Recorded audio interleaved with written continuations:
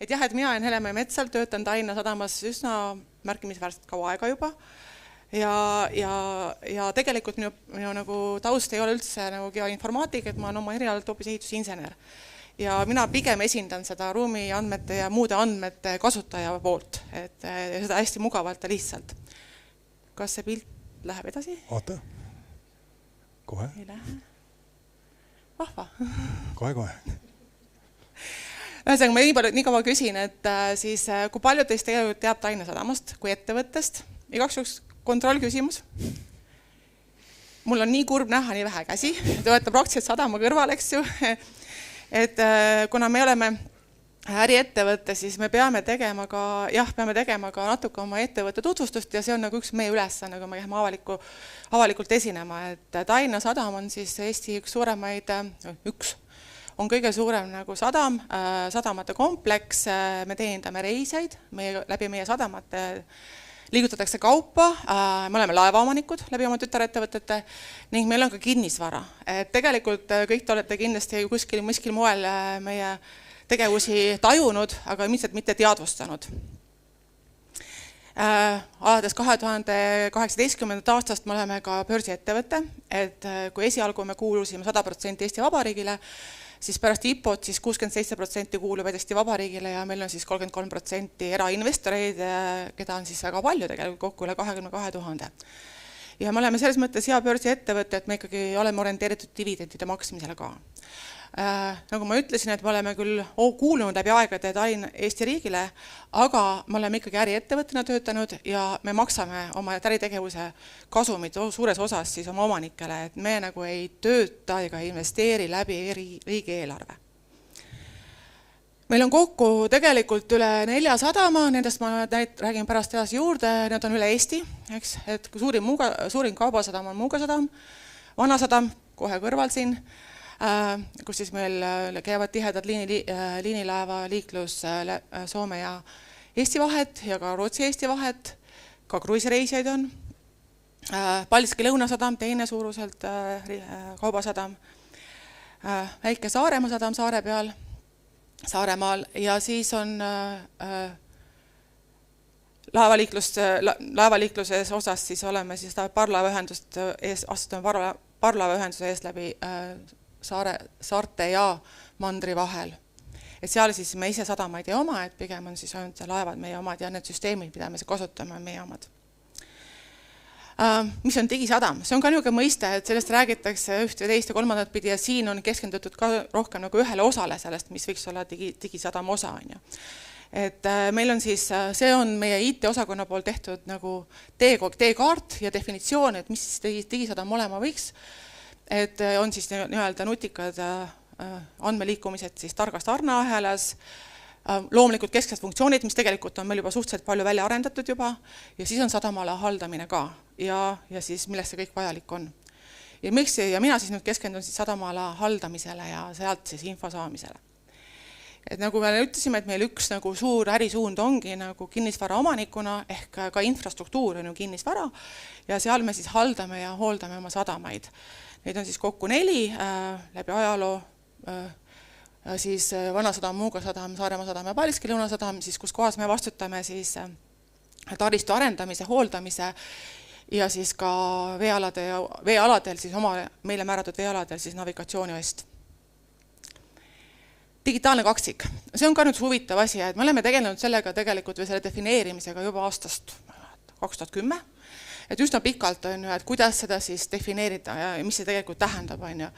Ja kui nüüd vaadata, siis siin on erinevad definitsioonid, mis siin mõeldud on, eks, et üks asi on see, mida kõik tajuvad, see on see mudel ise kui selline on ju, visualiseerimine, andmete vahetust, uuendamine, hoidmine ja siis haldamine seal juures on ju. Et see on see, mida kõige lihtsamini mõistetakse, seda tausta seal taga tegelikult ei tajuta.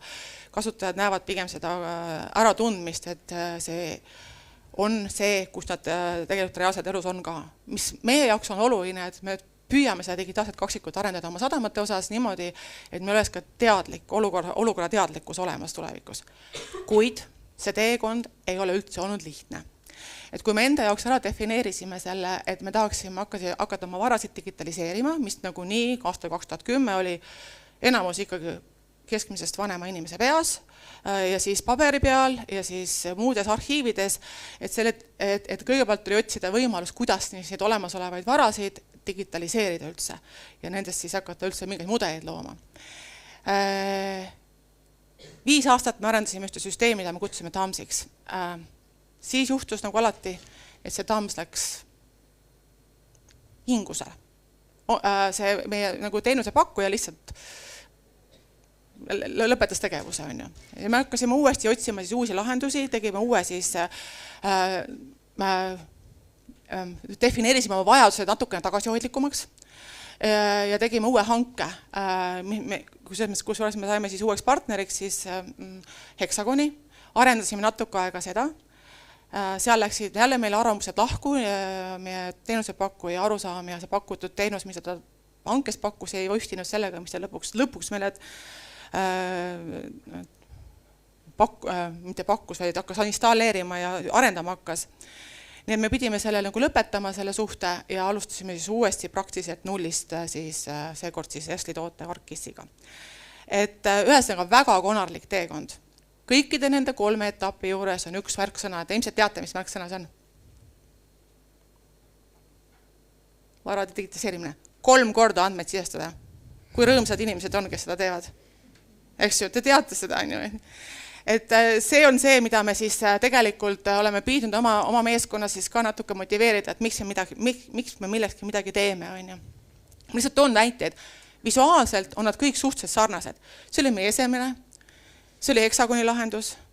Siis me hakkasime defineerima üldse, mida võiks olla see digitaalne platvorm, me tõime alla oma vajadused, tegime need minimaalseks, esialgne suur pilt, mida me tahtsime saada, 3D, andmed seal, olukorra teadlikkus ja kõik sukasid, taandasime selle ainult lihtsalt andmete lihtsalt kättesaadavuseks. Nii lihtne see on, selline teekond on, see on reaalsus, on ju. Ei ole niisugust valmis suuri lahendusi, mida tegelikult võiks kohe nagu sissestada, et see sõltub ikkagi nendest samadest nutikatest või vähem nutikatest inimestest, kes hakkavad tegelikult selle süsteemiga tööle. Ja siis need on nüüd need vaated, mis meil siis praegult on arendamisel, vaikselt sisestame andmeid, me saime õnneks osasid andmeid, mida me olime juba 10 aastat tagasi ja siis ka 5 aastat tagasi sisestanud ümber tõsta nagu siis sellele GIS-platvormile. Hetkel on ta meil 2Ds ikkagi, kuigi meile osa andmeid, nendest võrguandmeid olid omal ajal ka 3Ds juba olemas. Ja oleme teinud siis nendest omad rakendused, millest siis ma näitan pilte, et siis see on see ruumiplaanide rakendus, mis on oluline just nendele, kui me rendime välja hooneid ja hoonetes olevaid ruume. Ideaalis me tahtsime näha, et oleks nagu digitaalselt 3Ds ja me saame seal ka neid hooldusasju teha, aga praegu veel seal maal me ei ole. Suur huvitav rakendus, tore kuulda, et Rail Baltic sellega juba tegeleb ja väga tore on, oli meie jaoks tegelikult see, et meil ei olnud nagu häid lahendusi raudtee digitaliseerimiseks. Meil on olemas üle 60 kilomeetri raudteid Muuga sadamas ja ma ütlen 10 kilomeetrit Paldiski sadamas. Me peame neid ka haldama ja hooldama ja te teate väga hästi, see on ilus ütlus on, et vähemalt nõukogude ajal oli, et seal, kus meil peab mõistus, on tükk maadis hakkab raudtee, eks ju. Et seal ongi täpselt siuke olukord ongi, et me pea kättesaadavate vahenditega püüame siis seda ka siis omale nagu arusaadavaks ja digitaliseerida. Ja oleme juba saavutamas mingit staadiume. Täiesti praktiline lahendus, mis tegime siis sellele vähesele, mis me oleme juba sisestanud sinna andmebaasi, reklaampinnad ja nende haldamine. Sest see on konkreetne koht, kus kohas me ka tulu toome juba. Et iga reklaampinna, mille me siis, ja mille pealt ka me maksame linnale maksude aeg-ajalt, me ikkagi saame küsida raha ja selle haldamine on juba omab juba väärtust ka omaette.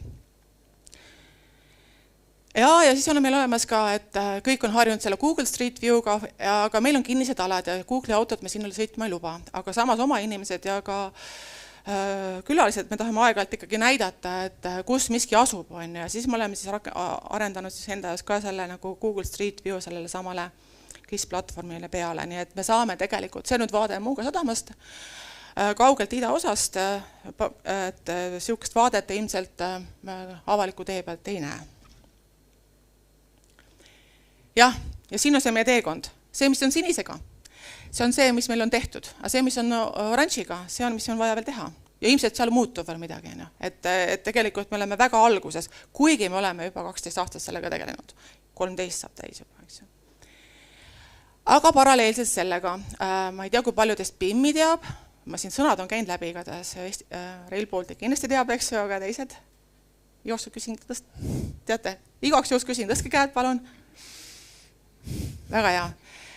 Meie saime ka nii-öelda BIM targaks siis alles 2017. aastast, kui me siis meie poolt, siis meie juhatuse esimees siis allkirjastas digiehituse ühiste kavastuste deklaratsiooni, ehk tegelikult siin me ei keskendu mitte siis sellele building modelile, vaid just selle informatsioonile seal sees, et kuidas seda informatsiooni siis tegelikult väärtustada ja et seda siis saaks ka meile kasutusele võtta, ehk andmeid oleks juba olemas pärast seda, kui on projekteerimisel, ehitusel ja üle antud nagu teostusmudelina. Ja need andmed oleks siis meil ka kasutatavad. Meil ei ole veel kohta, kus need kasutada kahjuks 100%, aga me oleme teel ja valmis neid andmeid juba ka korjama ja oleme korjanud. Ja siin on lihtsalt väike ülevaade nendest objektidest, mis me oleme arendanud alates 2019. aastast, olles rakendusele võtnud siis need ühtsed BIM-nõuded, millele me panime ka omalt poolt panuse juurde, kuna me defineerisime ära tegelikult omapoolsed vajadused just selles eluetapis, mis on pärast ehitust ehk hooldushalduse ajal, mis tegelikult ongi see sõnum, et me tahame neid andmeid, mis loovad väärtust ja mida me kõige rohkem ka kasutame pärast seda, kui see teostus on valmis saanud ja teostusmudel on meil üle antud. Et siis alates sellest meil on siis nüüd need teostusmudelid on meil olemas ja me praegusel hetkel alati, kui me teeme suuri infraobjekte, ega natuke väiksemaid infraobjekte, me küsime teostusmudeleid nende samade ühtsete BIM-nõuete alusel, et olla valmis tulevikus neid siis väärtuslikumalt paremini kasutama ka, et nad oleks meil vähemalt olemas ja me peaks hakkama nullist tegema seda sama, mida me tegime 3 korda juba, eks ju. Teeterminal, ilmselt te olete kõik külastanud, kui te olete Soomes sõitnud ja ma arvan, et enamus olete, eks ju, Soome käinud. Parkimismaja, mis on tegelikult teeterminali taga ja väga mugav on ju, kui tulla autoga ja minna siis jala sinna laeva peale. Kruiisiterminal, see on nüüd põnev projekt sellepärast, et ilmselt te olete enamus käinud ka seal nii-öelda mingitel üritustel, et ta on meil nutikas objekt, kes on ta multikasutuses olev hoone, siis nii-öelda ürituste korraldamiseks ja siis kruiisihooajal ka terminalina. Ja katuse promenad on siis avalikult kasutuses. See on selles mõttes huvitav projekt, et siin olid siis meil mitte ainult siis hooned, vaid ka nii-öelda infrastruktuurile omad nõuded kirjutati ja me tahtsime saada teostusmudelit mõlemaga koos kokku, mis tol hetkel, kui me seda küsisime, ei olnud väga nagu levinud. Atmeneli sild, meie esimene infraobjekt, ainult infraobjekt, kus me küsisime siis teostusmudelid, saime omad valusad õppetunnid sealt.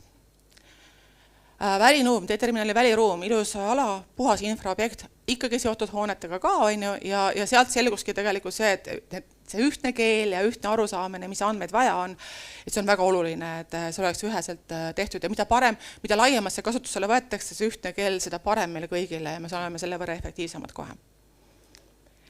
Muuga sadama teostusmudeleid, siin on puhtad infraobjektid välevatud see üks hoone, eks ju, et see on ramp, teise korruse ramp, et sealt läheb meil siis Rooro liin Soomes Muuga ja Vuosaari sadama vahel. Siis teenistushoone, see on selles mõttes hea näide, et ta ei ainult 1,5 miljonit kallis objekt, on ju, kuid sellegi poolest tänu sellele, et me kasutasime BIM-mudelit ja nõudsime nende andmete kasutamist ja sisestamist, me see hoone ei kallinenud üldse, kuigi tehti projekti muudatusi, mis on ülioluline nagu sõnum ka, et miks on vaja neid kvaliteetseid andmeid juba algusest peale nagu omada. Suur objekt, mis praegu on ehitamisel, Paldiski Lõunasadama kai 6A ja selle tagala ala, ka on siis meil nüüd kõrval nagu näha on tegelikult see mudeldamine juures ja see ei ole veel valmis ja see teostusmudel saab olema meile põnev. Et neid asju me siis praegult natuke sunnime ka oma töövõtjast sisestama ja tegema ja andma meile. Aga tulevased projektid. Seesama kõrval on nüüd, kui teeterminal oli meil valmis juba, siis A-terminal on meil siis plaanis uuesti üles ehitada. Arhkonkurss toimus meil juba eelmine aasta, praegu on projekteerimine ja siin me tegelikult nõudsime juba siis seda mudelprojekteerimist ja neid uudseid BIM-nõudeid juba põhimõtteliselt algusest peale. Lihtsalt näitan ilusaid pilte, milline tulevikus olema hakkab, et geoinformaatikuid oskavad ilmselt orienteeruda, teavad, kuhu täna vähem tuleb, eks ju. Et ta ei tule päris selle koha peale, kus ta on. ta tuleb natuke ettepoole, kohe trammide kõrvale. Ja siis see on nüüd märgiline objekt tegelikult. Samamoodi me tegime siin kõik mudelis, aga mis selle märgilise objekti üks suur oluline pluss on see, et see on esimene Eesti BIM ehitusluba saanud objekt. Just nimelt see alajaama osa. Et selle menetlus võttis küll natuke aega, me teame, et Eestis on nõue teha siis BIM-põhist menetlusehitusloale, kuid seda saab nii-öelda, sest saab nagu ümber vingerdada, siis siin me olime nagu järjepidevad ja koos siis töövõtjaga siis käisime selle jada nii-öelda kenasti läbi ja saime ka. Mis on natuke tagasilööke, on see, et Vanasadamas ehitati tramm. Ta käib juba 1. detsembrist eelmine aasta ametlikult. Paraku mudelit siin ei ole, informatsiooni mudeli kaudu sealt me ei saanud. Ja see on meie maa peal osaliselt, selles mõttes on see oluline. Ja teine on siis see kokkupuutepunkt Rail Balticaga Muuga sadamas, et Rail Baltica kaubaterminal tegelikult me alati armastame öelda, et Rail Baltica algab tegelikult Muuga sadamast, eks ju. Et seal ka on siis meil nagu kokkupuude Rail Balticu arendustega, kuna nad ehitavad meie maa peale ja meie asju ka seal nii-öelda. Et siin on see väljakutse, kuidas neid andmeid siis oma vahel ühildada niimoodi, et me saaks kätte meile vajalikus formaadis andmeid. Aga see oli kiire ülevaade sellest suurest tööst, mis me teeme.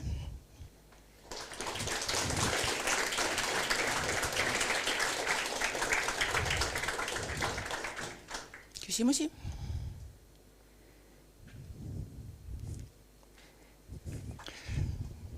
Nii, Taavi, BIM-teema kohe võttis sul. BIM-teema võttis kohe muidugi tööle. Hele, ma lihtsalt tahtsin täpsustada, et Eestis siiski ei ole BIM-nõuet ehituslubadel. Küll on aga võimalus, et me oleme teinud selle võimalusena ja mõne aasta pärast väga võimalik, et mingitel objektidel ta läheb ka kohustuslikuks, aga veel ei ole. Et ma soovin katsetada enne. Soovitan. Veel küsimusi?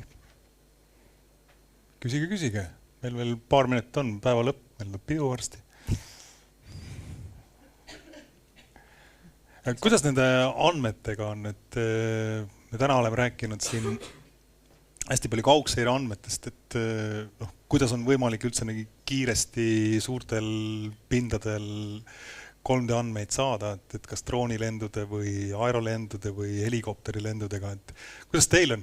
Siin Maa-amet just lendab väga täpsete seadmetega, Tallinna linn lendas väga täpsete seadmetega.